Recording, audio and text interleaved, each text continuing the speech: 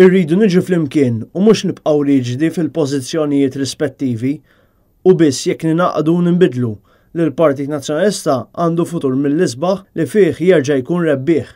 Din id-dikjarazzjoni għamilha Luis Galea, ex-Ministru u ex-Segretarju Ġenerali tal-Partit fi żminijiet mill-aktar diffiċli u bniedem li għal 20 ta' snin immilita bisħieħ fil-Partit Nazzjonalista.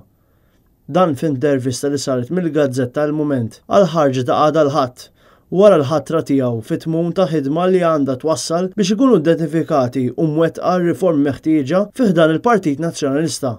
Luis Galea qal li diġà met tonqu għax-xogħol u fost l-oħrajn iltaqa' mad-deputati nazzjonalisti.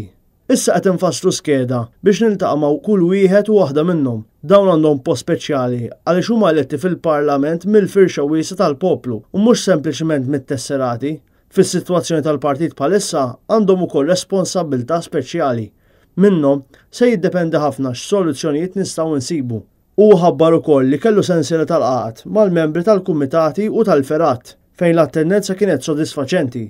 U ċar li dawn huma assisin tal-organizzazzjoni tal-partit u mill-ġdid iridu nagħtuhom valur u nimmodernizzawhom għal-livell tas-soċjetà tal-lum. Kelli rispons tajjeb uħud diġà batuli bil-miktub proposti konkreti, iżda duk kmieni wisq biex ngħidu kif se tiżviluppa s-sitwazzjoni. Fl-intervista, l-eks-Segretarju Ġenerali jitkellem dwar ir-riforma politika meħtieġa fil-Partit Nazzjonalista u li trid indirizza l-ħsieb, l-istruttura, l-organizzazzjoni, il-komunikazzjoni u t-tmexxija.